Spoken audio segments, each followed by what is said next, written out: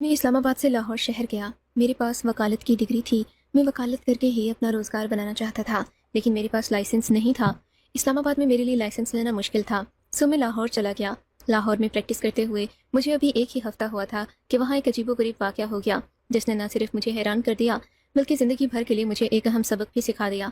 मैं ऐसा सोच भी नहीं सकता था जो मैंने अपनी आंखों से देखा। मैं आपको ये कहानी सुनाऊंगा, लेकिन शर्त यह है, कहानी आपने शुरू से लेकर आखिर तक सुननी है। इस कहानी में छुपे सबक जिंदगी भर आपको काम आ सकते हैं। ये किस्सा तब शुरू हुआ जब एक दिन हमारे ऑफिस में एक लड़का लड़की आए।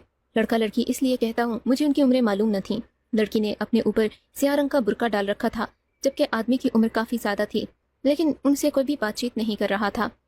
वो मुझसे कहने लगे, वकील साहब, हमारी शादी करवा दें। मैंने कहा, ठीक है, शादी तो मैं करवा दूंगा, लेकिन आप मुझे अपने बारे में बताइए। आप लोग कहाँ से आए हैं और शादी कोर्ट में आकर क्यों करना पड़ रही है? लड़का कहने लगा कि हम ये बात आपको नहीं बता सकते। अभी वो ये बात कर ही रहा था कि एक वकील इदरीस मेरे ऑफिस में दाखिल हुआ।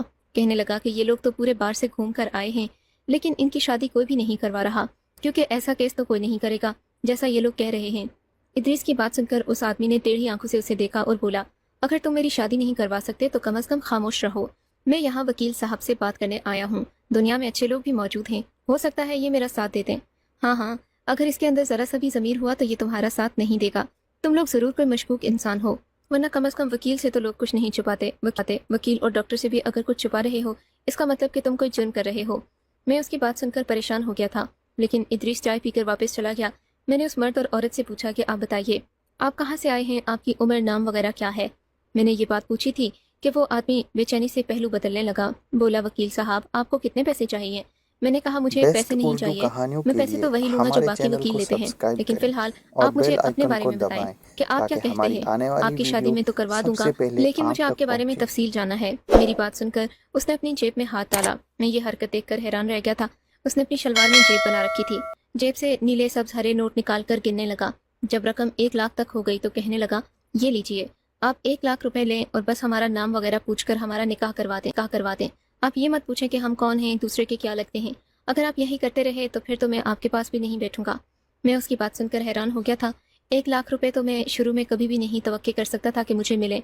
अब जबकि मुझे एक ही दिन में 1 लाख रुपए मिल रहे थे तो मैंने सोचा, निकाह ही करवाना है। हो सकता है कि ये लोग भाग कर आए हों और मुझे शर्मिंदा न करना चाह रहे हों, इसीलिए मुझे इतने पैसे दे रहे हैं ताकि मैं इनका निकाह जल्दी जल्दी करवा दूँ और ये लोग एक रिश्ते में बन सकें। मैंने कहा कि ठीक है, अगर आपकी मर्जी ऐसी है तो फिर मैं यही करूँगा, लेकिन आप ऐसा कर लें कि मुझे अपने नाम और वल्दियत वगैरह तफसील में बताएं। मैंने उनकी सारे फॉर्म वगैरह भर दिए थे। निकाह फार्म का रजिस्टर भी मेरे पास हुआ करता था। मैंने मौलवी साहिब को कमीशन तो दे दिया, लेकिन इन लोगों ने मुझे 1 लाख रुपए दिए थे, जो कि मेरे लिए काफ़ी ज़्यादा थे। खैर से मैंने उस 1 लाख रुपए को अपनी जेब में रख लिया। इन लोगों का निकाह पढ़ाया। निकाह पढ़ाने की देर थी कि वो आदमी बड़ा खुश हो गया। कहने लगा कि आपने मुझे ज़िंदगी की सबसे बड़ी खुशी दे दी है। मैं आपसे इतना खुश हूँ कि बता नहीं सकता। फिर कहने लगा कि अगर आपको मुझसे किसी भी किस्म की मदद की ज़रूरत हो तो मुझे ज़रूर बताइएगा, मैं आपके बहुत ज़्यादा काम आ सकता हूँ। मैंने ज़िंदगी में आज तक किसी को खाली हाथ नहीं लौटाया। मेरे पास बहुत कुछ है, लेकिन दरअसल ये शादी मुझे हंगामी तौर पर करनी पड़ी। अगर ज़िंदगी में इतनी मजबूरी ना होती तो मैं शादी कभी भी ना करता, लेकिन बस हालात कुछ ऐसे हैं कि इंतकामन मुझे शादी करना पड़ी। मैंने देखा उसके साथ मौजूद औरत उसका हाथ पकड़ रही थी, शायद उसे कह रही थी कि मेरे साथ घर चलो, काफ़ी देर हो गई है। मैंने उसे इजाज़त दी, वो वहाँ से चला गया। उसके जाते ही इदरीस वकील दोबारा मेरे ऑफिस में आ गया और कहने लगा, तुमने इनसे पूछा नहीं कि ये लोग इस तरीके से शादी करने क्यों आए थे? तुमने को तुम्हारे ऊपर कोई केस बन गया तो क्या करोगे? मैं उसकी बात पर हंस पड़ा। अरे, मैंने उनकी शादी करवाई है और मैं वकील हूँ, कोई दाई नहीं हूँ कि मेरे ऊपर केस हो जाए। मेरी बात सुनकर इदरीस भी कहकहा लगाकर हंस पड़ा। मैं तो ये बात भूल गया था, लेकिन कुछ दिनों के बाद फिर एक अजीब वाक़या हुआ जिसने मुझे दोबारा उस जोड़े से मिलवा दिया। मैं इन दिनों जवान था और मेरी आदत थी कि मैं अक्सर कब्रिस्तान पर जाकर अपने अब्बा अम्मा को याद किया करता था। मेरे अब्बा अम्मा हयात नहीं थे, मैं अपनी फूफो के घर पर रहकर पला बढ़ा था, इसीलिए मुझे उनकी मौत की बहुत याद आती थी और अक्सर मैं यही सोचता कि न जाने कब मैं इस दुनिया से चला जाऊंगा। बार बार अपनी मौत को याद करके मैं अक्सर अल्लाह से माफ़िया मांगा करता था। उस दिन भी कब्रिस्तान के पास से गुजरते हुए मेरा दिल चाहा कि मैं कब्रिस्तान के अंदर चला जाऊं, जाकर अल्लाह से ढेरों बातें करूं और कब्रों के हाल अहवाल भी देखूं। अक्सर कब्रों पर सफाई नहीं की जाती। मैं पहले भी जिस कब्रिस्तान में जाता था देखूं, अक्सर कब्रों पर सफाई नहीं की जाती। मैं पहले भी जिस कब्रिस्तान में जाता था वहाँ कब्रों से साफ सफाई भी किया करता था। आज ऐसे ही मैं उस कब्रिस्तान के अंदर दाखिल हुआ। जैसे ही मैं कब्रिस्तान में दाखिल हुआ, मेरी नज़र एक कब्र पर पड़ी जो कि बहुत ताज़ा बनाई गई थी। मैं उसकी तरफ चल पड़ा। मैं अक्सर कब्रों के पास बैठता तो खुशबू या बदबू को महसूस करने की कोशिश करता। ابھی میں اس قبر کے پاس بیٹھا ہی تھا کہ میرے کان میں سسکیوں کی آواز آنے لگی۔ میں چونک گیا۔ قبرستان میں تو عموماً میں نے ایسا پہلے ہوتے نہیں دیکھا تھا، لیکن پھر جب سسکیوں کی آواز بڑھنے لگی تو میں نے پیچھے مڑ کر دیکھا۔ یہ دیکھ کر میری جان نکل گئی کہ وہاں پر ایک کالا سا کپڑا تھا اور کچھ نہیں۔ مجھے لگا کہ شاید کوئی جن بھوت ہوگا، کیونکہ قبرستانوں میں ایسے واقعات تو معمول کی بات ہے۔ میں وہاں سے اٹھ کر جانے لگا کہ تبھی اس کالے کپڑے میں حرکت ہوئی۔ میں نے غور سے دیکھا تو اس کپڑے میں ایک جیتا جاگتا انسان تھا، یا پھر جرائم پیشہ انسان ہوگا جو کہ اس وقت یہاں بیٹھا ہے اور رو رہا ہے۔ لیکن پھر میں نے سوچا کیا پتا کوئی عورت ہو۔ میں اس کے پاس چلتا ہوا گیا۔ اس کا وجود سسکیوں سے مسلسل کانپ رہا تھا، اتنا کانپ رہا تھا کہ مجھے وہ ہلتی ہوئی محسوس ہوئی۔ میں آرام سے وہاں کھڑا ہو گیا۔ پھر میرے ذہن میں پچھلے گزرے واقعات کسی فلم کی مانند چلنے لگے۔ یہ برقع، یہ حلیہ اور ہاتھ پاؤں بالکل اسی عورت جیسے تھے جو کچھ دن پہلے میرے دفتر میں اپنا نکاح پڑھانے کے لیے آئی تھی۔ اس کی روتی ہوئی آواز سن کر میں بہت کچھ سمجھ چکا تھا کہ شاید جس سے اس کا نکاح ہوا ہے وہ مر گیا ہو اور شادی کے کچھ ہی دن بعد یہ عورت بیوہ ہو گئی ہو۔ میں نے دیکھا وہ مسلسل رو رہی تھی۔ پھر مجھے وہاں موجود پا کر وہ پیچھے مڑی اور مجھ پر نظر پڑتے ہی کہنے لگی، تم یہاں کیوں کھڑے ہو؟ مجھے برباد کر کے چین نہیں آیا تمہیں؟ میں نے حیرت سے اس کی طرف دیکھا اور جی میں نے آپ کو کیسے برباد کر دیا؟ ارے تو نے میری شادی کروائی، تو نے میری بربادی کی کہانی لکھی۔ یہ کہہ کر وہ دوبارہ رونے پیٹنے لگی اور اپنے ہاتھ قبر پر مارنے لگی۔ کیا ہوا؟ کیا آپ کا شوہر مر گیا؟ اللہ نہ کرے، وہ تو مرا نہیں، لیکن وہ یہ کہہ کر پھر رونے لگی۔ بے دہانی میں اس کے چہرے کا نقاب ہٹا تو میں اسے دیکھتا ہی رہ گیا۔ وہ بے حد حسین عورت تھی۔ اس کی عمر شاید زیادہ ہو، لیکن چہرے پر اس قدر خوبصورتی تھی کہ میں نے آج سے پہلے نہ دیکھی ہو۔ میں نے کہا، آپ کو اس وقت یہاں نہیں ہونا چاہیے۔ میں تو آفس کے بعد نکلا تھا، مغرب کا وقت ہو گیا ہے، یہاں پر اچھے لوگ نہیں آتے، اور کہیں دوسری جگہ پر بیٹھیں، یہاں بیٹھنا مناسب نہیں۔ میری بات سن کر وہ بولی، آپ مجھے اپنے گھر لے چلے، میں آپ کی خدمت کروں گی، آپ کے گھر کے کام کروں گی، لیکن میں دوبارہ اس گھر میں نہیں جانا چاہتی۔ خدا کے لیے مجھے غلط مت سمجھیے گا، لیکن میں صرف اور صرف آپ کی خدمت کروں گی، میرا اور کوئی مقصد نہیں۔ مجھے صرف ایک پناہ گاہ چاہیے، میں آپ کے امی ابو بہن بھائی سبھی کی خدمت کروں گی۔ اس کی بات سن کر میں چپ ہو گیا۔ میں نے اسے بتایا کہ تم میرے گھر تو چل سکتی ہو، لیکن خدمت کرنے کا میں کچھ نہیں کہہ سکتا۔ مجھے صرف ایک رات کی پناہ چاہیے۔ اگر آپ کے پاس جگہ نہیں بھی ہے، میں صبح اپنے گھر چلی جاؤں گی، کہیں دوسری جگہ چلی جاؤں گی، لیکن آپ مجھے اپنے گھر میں جگہ دے دیجیے، میں آپ کی احسان مند رہوں گی۔ مجھے ڈر بھی لگ رہا تھا، ایک اکیلی عورت کو میں اپنے گھر میں کیسے پناہ دیتا، لیکن اب ظاہر ہے اس نے بات ہی ایسے کی تھی اور میں نے اسے خود اپنے ساتھ اپنے گھر چلنے کا کہا تھا، تو اب میں اسے منع بھی نہیں کر سکتا تھا۔ میں نے کہا، آپ میرے ساتھ آئیں، میں آپ کی ہر طرح کی مدد کروں گا۔ کہنے لگی کہ بس یہ بات کسی کو پتہ نہیں چلنی چاہیے۔ اس نے خود کو دوبارہ برقعے میں ڈھانپ لیا۔ میں نے قریب ہی چلتے ایک ٹیکسی کو روکا، ہم دونوں اس میں بیٹھ گئے۔ تھوڑی ہی دیر کے بعد میرا گھر آ گیا۔ میرے دل میں ہزاروں سوالات تھے کہ میں نے آخر اس عورت کی بربادی کیسے کی۔ اس نے تو خود شادی کرنے کو کہا تھا، اب یہ رو رہی ہے، قبر پر بیٹھی ماتم کر رہی ہے، اس میں میرا کیا قصور؟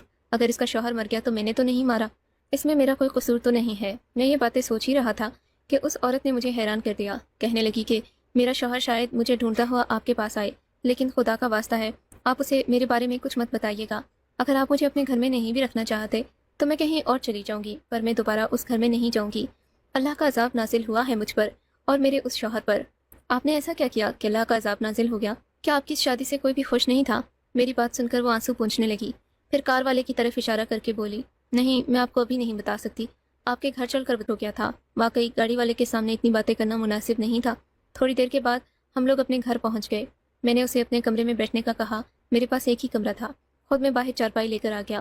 اندر ایک بیڈ تھا، باہر چارپائی رکھی تھی جس پر میں کبھی کبھی بیٹھ کر باہر سستایا کرتا تھا۔ وہ یہ دیکھ کر ڈر گئی، کہنے لگی، کیا آپ کے پاس دوسرا کمرہ نہیں ہے؟ میں نے کہا، نہیں، یہ ایک ہی کمرہ ہے، کیونکہ میرے ماں باپ نہیں ہیں، میں اس گھر میں اکیلا رہتا ہوں، بیوی بھی نہیں ہے، بہن بھائی بھی نہیں، اس دنیا میں میرا کوئی بھی نہیں ہے، بس ایک میں ہی ہوں۔ اپنے رشتہ داروں کے ساتھ رہتا تھا، پھر یہاں آ گیا۔ میری بات سن کر وہ تھوڑی پریشان ہو گئی۔ میں پہلے ہی گنہگار عورت ہوں، آپ کا گھر بھی میری وجہ سے تباہ نہ ہو جائے، اس لیے میں صبح واپس چلی جاؤں گی، بس آج رات کو مجھے آپ یہاں رہنے دے دیں۔ پھر مجھ سے کہنے لگی کہ میں آپ کو کھانا پکا کر دوں گی۔ میں نے کہا، اگر آپ یہ سب کچھ کر سکتی ہیں تو میں آپ کو کسی گھر میں کام پر لگوا دوں گا، آپ کو اچھی نوکری مل جائے گی، آپ اچھا پیسہ بھی کما لیں گی اور خود اس طرح اپنا پیٹ پالنے کے قابل ہو جائیں گی۔ جی بالکل ایسا ہی ہے، آپ مجھے کہیں مفت ہی لگوا دیں، میں کسی مسجد کی صفائی کروں گی تاکہ میرے گناہ معاف ہو جائیں۔ وہ بار بار یہی باتیں کر رہی تھی۔ مجھے اس کی کہانی میں بہت زیادہ دلچسپی معلوم ہو رہی تھی۔ اس سے پہلے کہ میں اس سے مزید بات کرتا، میرے گھر کے دروازے پر دستک ہونے لگی۔ میں چونک گیا۔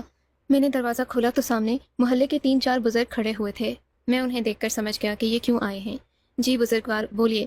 میں نے پھر بھی ان سے پوچھا تو کہنے لگے، دیکھو میاں، یہ شریفوں کا محلہ ہے، ہم یہاں پر بہنوں بیٹیوں والے ہیں، تم اکیلے آئے، ہم نے تمہاری عزت کی، سوچا کہ چلو کوئی بات نہیں، تم اکیلے ہو، تم نے اپنی مجبوری بتائی تو تمہیں اکیلے رہنے دیا، ورنہ ہم اکیلے لڑکوں کو اس طرح میں محلوں میں رہنے نہیں دیتے۔ لیکن آج جو تم نے حرکت کی ہے وہ ناقابل معافی ہے۔ تم اپنے ساتھ کسی عورت کو لے کر آئے ہو۔ مجھے میری بڑی آپا نے بتایا ہے کہ عصر کے بعد تم ایک عورت کو لے کر یہاں سے اندر گئے ہو۔ اب وہ عورت یا تو ہمارے گھر میں رہے گی یا تم اسے یہاں سے بھیج دو۔ کون ہے وہ؟ ایسی باتوں کا ہمارے محلے میں رواج نہیں ہے۔ میں امید کرتا ہوں کہ تم شرافت کا بھرپور ساتھ دو گے اور اس عورت کو ہمارے حوالے کرو گے۔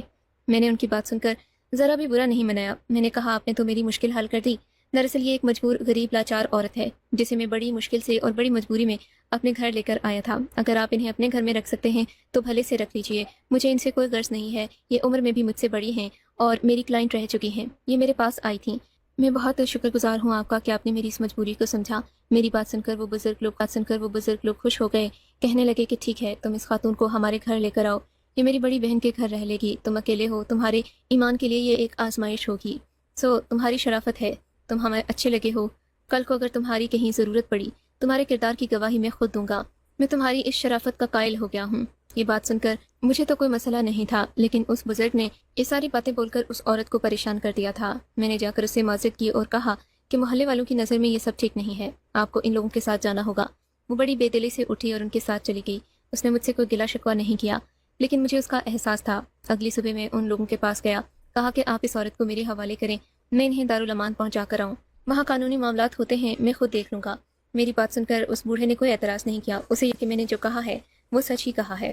سو میں نے اسے گاڑی میں بٹھایا اور ہم لوگ دارالامان کی طرف چل پڑے۔ میں نے کہا ہمارے پاس زیادہ وقت نہیں ہے، آپ کو مجھے اپنی ساری کہانی اب یہیں سنانی ہوگی، کیونکہ آپ اچھی طرح جانتی ہیں کہ کل کیا ہوا ہے۔ میری بات سن کر وہ مجھ سے معذرت کرنے لگی، بولی کہ میری وجہ سے آپ کی شرافت اور نیک نامی پر بھی نام آیا ہوگا، حرف آیا ہوگا، اس لیے آپ بے شک مجھے اپنے ساتھ مت رکھیں، لیکن دارالامان میں اپنی ذمہ داری میں مجھے وہاں پر رکھ آئیں اور انہیں یہ بھی کہہ دیں کہ کوئی اور مجھے لینے آئے تو آپ مجھے اس کے حوالے نہ کریں۔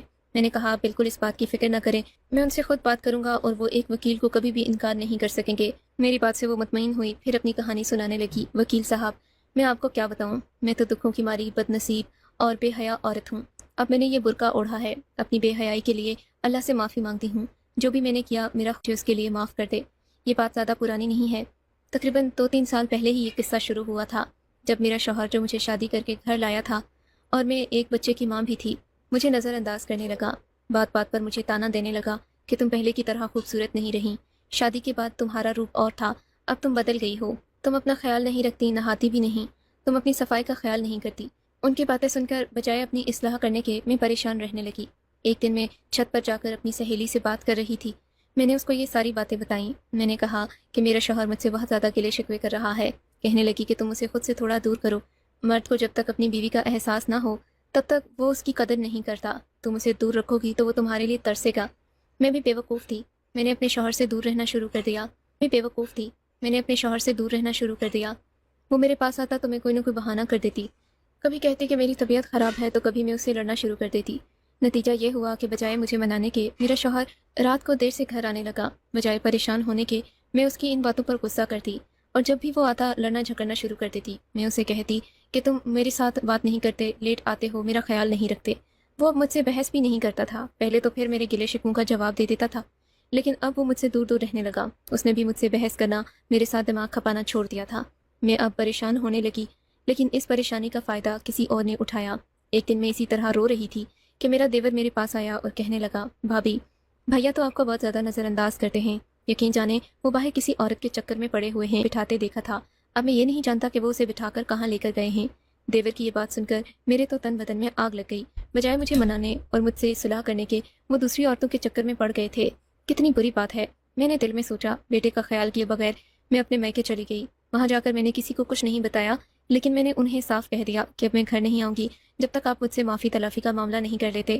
وہ بھی مرد تھے، انہوں نے تو مجھے منانا دور کی بات کرنا بھی مناسب نہیں سمجھا۔ وہ مجھے کیا مناتا، اس نے تو مجھے فون کرنا بھی چھوڑ دیا۔ تبھی ایک دن میرا دیور مجھے لینے کے لیے میکے آیا اور کہنے لگا، بھابھی، آپ کو میں ایک ایسی زبردست اسکیم بتاؤں گا کہ آپ بھی جھوم اٹھیں گی۔ میں اپنے دیور کی بات سن کر خوش ہو گئی، مجھے لگا وہ میرے شوہر سے میری صلح کروائے گا۔ کہنے لگا کہ آپ ان میں رقابت کا جذبہ پیدا کریں، ایسا ہوگا تو وہ آپ کی قدر کروائیں جیسے آپ مجھ میں دلچسپی لے رہی ہیں، ہم دونوں ایک دوسرے سے بات کر کے خوش ہوتے ہیں اور ان کی غیر موجودگی میں بہت اچھا وقت گزارتے ہیں۔ دیور کی بات سن کر پہلے تو مجھے برا لگا، پھر اس نے مجھے بتایا کہ یہ سب صحیح ہوگا، ہمارے رشتے کو بہتر کرے گا۔ سو میں نے اپنے دیور کے کہنے پر جو اس نے کہا میں کرتی گئی۔ ایک دن میرے شوہر کے گھر آنے کا وقت تھا. میں تیار ہو کر اپنے دیور کے ساتھ بیٹھ کر چائے پینے لگی. میرا شوہر گھر آیا تو میں نے دروازے کو خود ہی کھلا چھوڑ دیا تاکہ وہ اندر آ کر دیکھے کہ ہم دونوں آپس میں بیٹھے خوشگپیاں کر رہے ہیں. بس پھر کیا تھا، میرے شوہر نے جب یہ منظر دیکھا تو آگ بگولا ہو گیا. اس نے آ کر اپنے چھوٹے بھائی کو مارنے کی کوشش کی. دونوں بھائیوں میں اسی وقت لڑائی شروع ہو گئی. چھوٹے بھائی نے بڑے بھائی کو اتنی زور سے مارا کہ وہ موقع پر دم توڑ گیا. میں یہ سارا منظر دیکھ کر تڑپتی رہ گئی. سوچا نہیں تھا کہ یہ ہو سکتا ہے. میرے ذہن میں کچھ نہیں آ رہا تھا. میرا ذہن کنودگی میں ڈوب رہا تھا. پھر پتہ نہیں کیسے 4 مہینے گزرے. میری عدت کا وہ لمحہ بھی گزر گیا جو کہ بہت تکلیف دہ تھا. میں نے اپنے شوہر کو کھو دیا. میں ایک گنہگار عورت بن گئی جس نے اپنی بیوقوفی سے، اپنی بدتمیزی سے اپنے گھر کو اجاڑا. اس کے بعد بیسٹ میرے اردو دیور نے مجھ سے کہانیوں کے کہا کہ لیے بھابھی ہمارے اب آپ کو چینل مجھ کو سے نکاح کر لینا سبسکرائب کریں چاہیے، ورنہ اور اس گھر میں بیل رہنے کا آئیکن تو کو کوئی جواز دبائیں نہیں بنتا. تاکہ میں ہماری بھی اپنے آنے میکے والی واپس نہیں ویڈیو جانا چاہتی سب تھی. سے پہلے میں نے آپ اپنے تک دیور سے پہنچے۔ نکاح کرنے کا فیصلہ کیا. میرے دیور نے کہا کہ ہم یہ نکاح خفیہ رکھیں گے. اگر کسی نے ہمارے یہاں رہنے پر اعتراض کیا تو اسے دکھا دیں گے کہ ہم نے آپس میں نکاح کر لیا ہے. میں اس کی بات سن کر حیران ہو گئی تھی. وہ اپنے نکاح کو کبھی بھی لوگوں کے سامنے لانا نہیں چاہتا تھا. لیکن اس سے پہلے کہ میں اس کے ساتھ شادی کر کے خوش رہتی، جس دن میں نے اس کے ساتھ نکاح کیا مجھے اس کی شکل میں ایک عجیب سی مخلوق نظر آنے لگی. مجھے لگا کہ جیسے میں کسی انسان کمرے سے باہر بھاگی، وہ بھی میرے پیچھے بھاگا. لیکن میں سمجھ گئی تھی کہ میرے رب کا عذاب ہے مجھ پر، جس نے میرا چین چھین لیا ہے. بس اسی بات سے دل برداشتہ ہو کر میں گھر سے باہر نکلی اور پتہ نہیں کیسے مجھے آپ مل گئے. اب میں کسی صورت بھی دوبارہ اس کے پاس جانا نہیں چاہتی. میں اپنے شوہر کے قاتل کے ساتھ کب تک رہ سکتی ہوں؟ میں خود کو بہت گنہگار سمجھتی ہوں.